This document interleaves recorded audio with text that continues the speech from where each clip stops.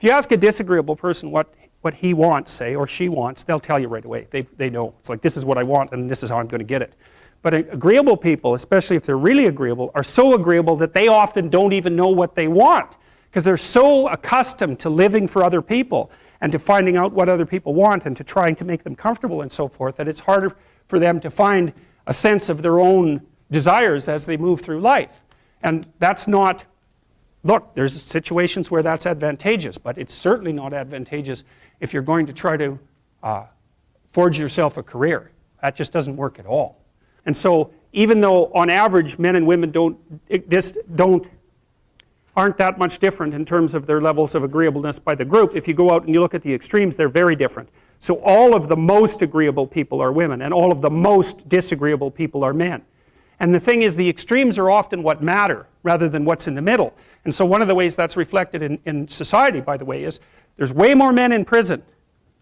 And the best personality predictor of being imprisoned is to be low in agreeableness. It makes you callous. Now you might think, well, what's the opposite of compassion and politeness? And the answer to that is, I think it's best sort of conceptualized as a trading game. So let's say that we're going to play repeated trading games. And if you're very agreeable, then you're going to bargain harder on my behalf than you're going to bargain on your own behalf. Whereas if you're very disagreeable, you're going to do the reverse. You're going to think, I'm in this trading game for me, and you're going to take care of your own interests. Where an agreeable person is going to say, no, at best, at worst, this has to be 50-50, but I'd like to help you every way I can. One of the things you have to be careful of if you're agreeable is not to be exploited, because you'll line up to be exploited. And I think the reason for that is because you're wired to be exploited by infants. And so that just doesn't work so well in that actual world. And one of the things that happens very often in psychotherapy, people come to psychotherapy for multiple reasons, but one of them is they often come because they're too agreeable. And so what they get is so-called assertiveness training, although it's not exactly assertiveness that's being trained. What it is the ability to learn how to negotiate on your own behalf. And one of the things I tell agreeable people, especially if they're conscientious, is say what you think. Tell the truth about what you think. There's going to be things you think that you think are nasty and harsh. And they probably are nasty and harsh. But they're also probably true. And you need to bring those up to the forefront and deliver the message. And it's not straightforward at all, because agreeable people do not like conflict. Not at all. They smooth the water. And you can see why that is in accordance with the hypothesis that I've been putting forward. You don't want conflict around infants. It's too damn dangerous. You don't want fights to break out. You don't want anything to disturb the relative peace. And if you're also more prone to being hurt physically and perhaps emotionally, you also may be loath to engage in the kind of high intensity conflict that will solve problems in the short term, because it takes a lot of conflict to solve problems in the short term. And if that can spiral up to where it's dangerous, which it can if it gets uncontrolled, it might be safer in the short term to keep the waters smooth and to not delve into those situations where conflict emerges. The problem with that is it's not a very good medium to long-term strategy, right? Because lots of times there are things you have to talk about because they're not going to go away.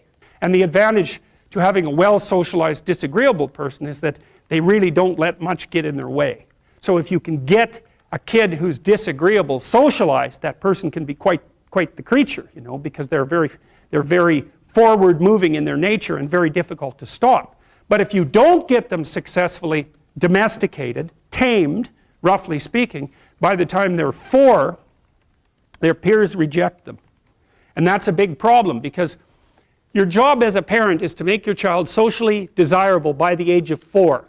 Like you want to burn that into your brain, because people don't know that. That's your job. And here's why. It's easy if you think about it carefully. So you imagine you've got a 3-year-old child, so sort of halfway through that initial period of socialization, and you take that child out in public. Okay, what do you want for the child? Who cares about you? What do you want for the child?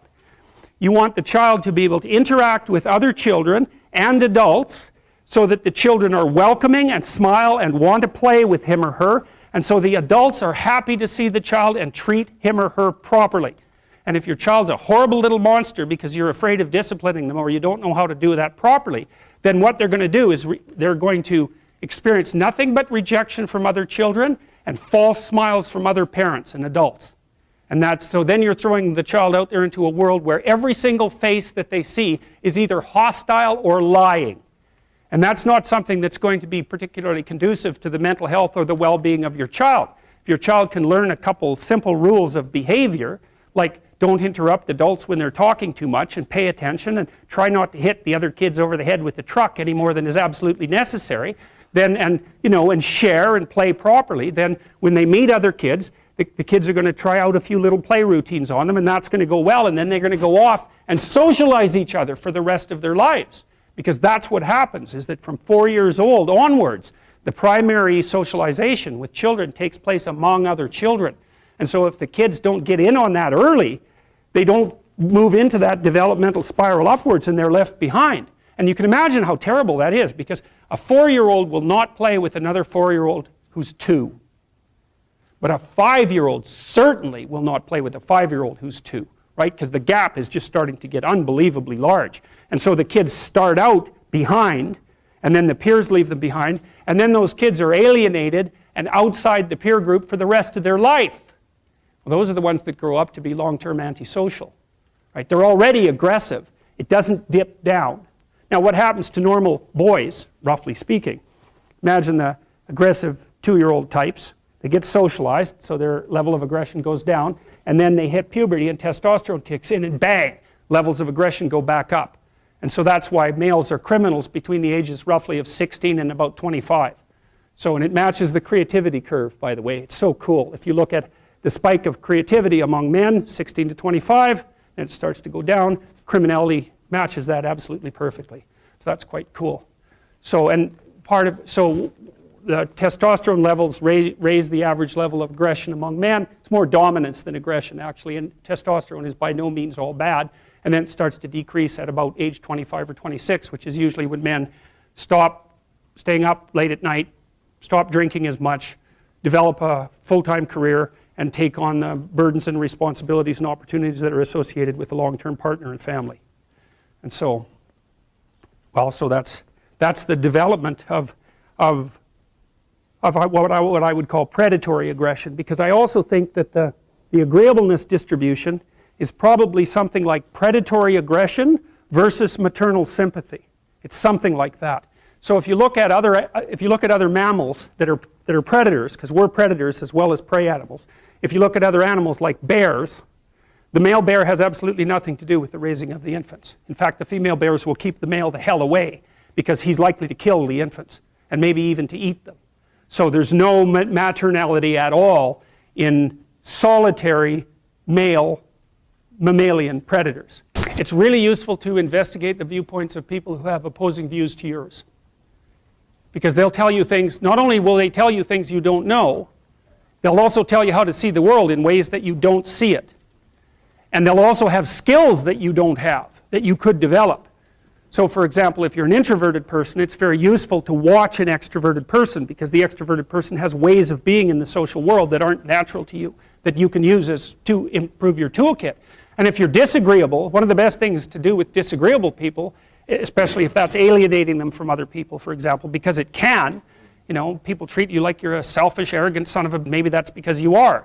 It's like, okay, so what do you do about that? One of the most promising treatments, let's say, for that is get the person to do something for someone else once a day, just as a practice, and learn how to do it. Maybe you can wake the circuit up, if you think that it's lying dormant in you, which is probably right.